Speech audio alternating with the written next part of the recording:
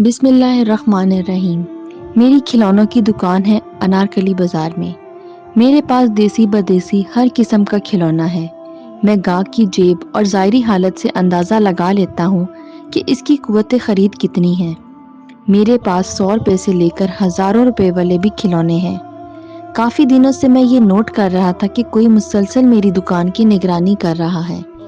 مجھے شک ہوا کہ کہیں کوئی چور تو میری دکان کی ریکی نہیں کر رہا۔ آخر ایک دن میں نے اسے جا لیا۔ ارے یہ کیا؟ یہ تو کوئی بچی تھی، 6-7 سال کی۔ ہلکے گلابی اور نیلے رنگ کے پھٹے ہوئے فراک اور پجامے سے معلوم ہو گیا کہ کوئی فقیرنی تھی۔ میں نے اسے ڈانٹ کر پوچھا، اور تو میری دکان میں کب گھسی؟ اس کا رنگ اڑ گیا۔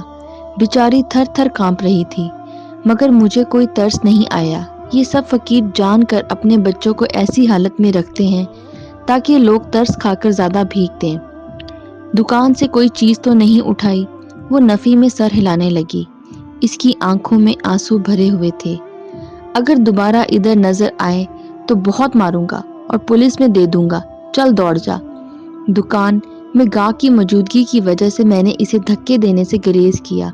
وہ معصوم بچی دوڑتی ہوئی میری دکان سے باہر نکل گئی۔ چور ہوتے ہیں جی، دکانوں میں گھس کر دکانوں کا سارا حال معلوم کرتے ہیں، پھر ان کے بڑے دکان لوٹ لیتے ہیں۔ میری دکان میں کھڑی بیگمات نے میرے ہاں میں ہاں ملائی۔ اگلے دن میں جب دکان کھولی تو وہ دکان کے باہر کھڑی تھی۔ وہ شو کیس میں لگے کھلونوں کو دیکھ رہی تھی۔ تو پھر آ گئی؟ صاحب جی، میں نے انسنی کر دی۔ ایک کھلونا کتنے دا ہے؟ یہ کھلونا کتنے کا ہے؟ اس نے پنجابی میں پوچھا۔ میں نے اسے جواب نہ دیا۔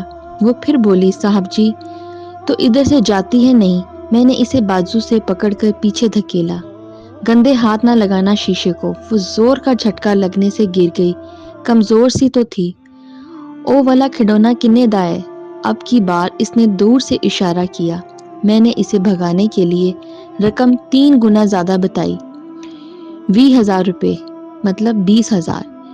یہ انسانی فطرت ہے، غریب کو اس کی غریبی کا احساس دلانے اور اپنی برتری ثابت کرنے کے لیے ہم امیر لوگ اکثر اپنی کم قیمت اشیاء کی قیمت بھی زیادہ بتاتے ہیں۔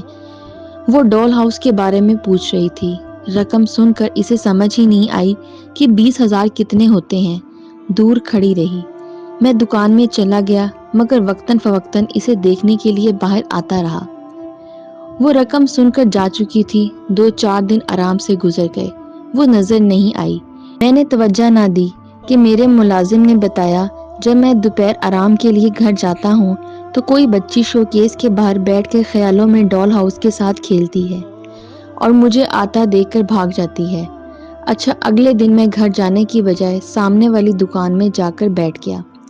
وہ مقررہ وقت پر آئی اور شو کیس کے باہر بیٹھ کر اس نے پہلے ادھر ادھر دیکھا، پھر اشاروں سے کبھی ڈول ہاؤس میں موجود چیزوں کی جگہ بدلتی، گڑیا کو اوپر نیچے رکھتی، پھر اسے میرے آنے کا احساس ہوا اور وہ بھاگ گئی۔ وقت گزرتا گیا۔ وہ اب بھی آتی اور کھیل کر چلی جاتی۔ مجھے یہ کھیل اچھا لگنے لگا۔ کبھی چاہتا اسے کھلونا دے دوں، مگر پھر میں اس کھیل سے محروم ہو جاتا، یا پھر مجھ میں اتنی اخلاقی جرت ہی نہیں تھی کہ میں اتنا مہنگا کھلونا ایک فقیرنی کو دے دیتا۔ میں نے اس کا کھلونا نہیں بیچا۔ کئی گاہکوں نے مجھے کھلونے کی منہ مانگی رقم بھی دینے کی کوشش کی، مگر میرا دل نہیں چاہا۔ میرے سامنے اس کا میلا سا چہرہ آ جاتا اور میں چاہتے ہوئے بھی ڈول ہاؤس بیچ نہ سکا۔ اس نے آنا بند کر دیا۔ سال بھی تو کتنے بیت گئے۔ میرے بیٹے نے ڈول ہاؤس کو شو کیس سے ہٹانے کے لیے کہا تو میں نے ہٹانے نہیں دیا۔ ہو سکتا ہے وہ آئے، مگر اب تو وہ بڑی ہو گئی ہوگی۔ احساس ندامت مجھے جینے نہیں دیتا۔ کاش میں اسے ڈول ہاؤس دے دیتا۔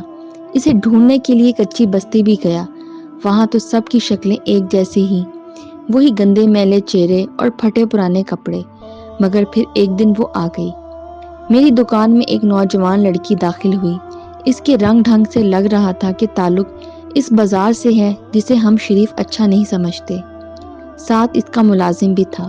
یہ گڑیا گھر خریدنا ہے، مجھے وہ بولی۔ 20,000 اکٹھے کرنے میں بہت ٹائم لگ گیا مجھے، پر شکر ہے تم نے اسے بیچا نہیں۔ اس نے غمزدہ مسکراہٹ کے ساتھ یہ جملہ بولا۔ ڈول ہاؤس بک چکا تھا اور قیمت تھی میرا تاحیات احساس ندامت۔